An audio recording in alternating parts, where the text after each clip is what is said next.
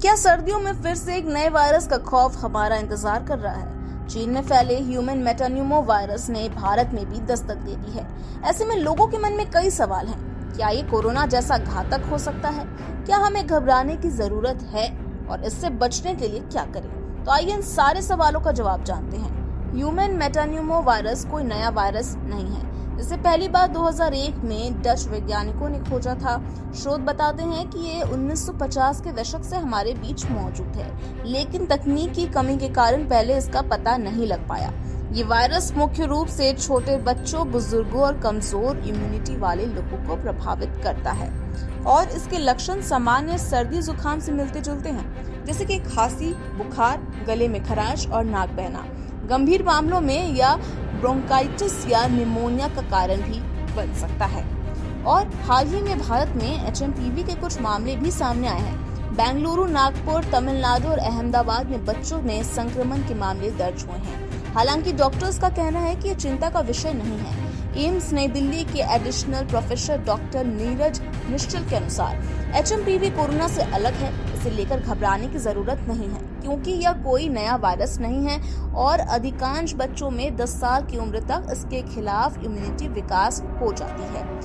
First of all, I would like to say, let's not compare this with COVID-19 because COVID virus was entirely a new virus and none of us had immunity against this.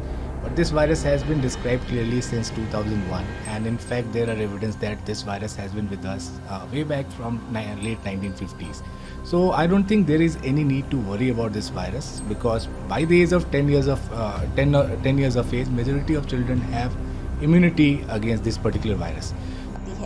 Doctor GC Khilnani WHO technical advisor बताते हैं कि ये virus कमजोर immunity और पहले से बीमार व्यक्तियों जैसे कि डायबिटीज या हृदय रोगियों के लिए जोखिम पैदा कर सकता है।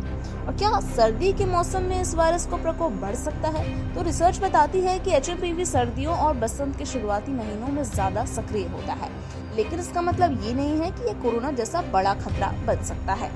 ICMR के पूर्व हेड साइंटिस्ट डॉक्टर रमन गंगोटकर ने कहा है कि एचएमपीवी लंबे समय से हमारे बीच है। हमें घबराने की बजाय सावधानी बरतनी चाहिए। अब इस वायरस के लिए अभी तक कोई विशेष वैक्सीन या एंटीवायरल ट्रीटमेंट नहीं है, लेकिन कुछ सावधानियों से आप इसके संक्रमण से बच सकते हैं। जिससे हैंड वॉश का ध्यान रखें, साबुन और पानी से 20 सेकंड तक हाथ धोएं, दरवाजे के हैंडल, फोन और काउंटर टॉप्स को नियमित रूप से साफ करें और खासकर फ्लू सीजन में मास्क पहनें और खांसी या जुकाम वाले व्यक्तियों से दूर रहें।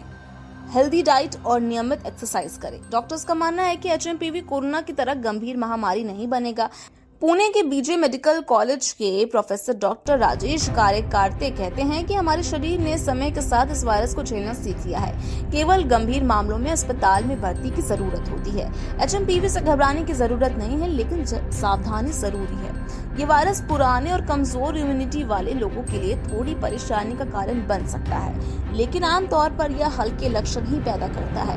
कोरोना की तरह इसका असर व्यापक और गंभीर नहीं होगा, इसलिए मास्क पहने, साफ सफाई का ध्यान रखें और स्वस्थ रहें। याद रखें, जानकारी और सावधानी से हम किसी भी वायरस को मात दे सकते हैं।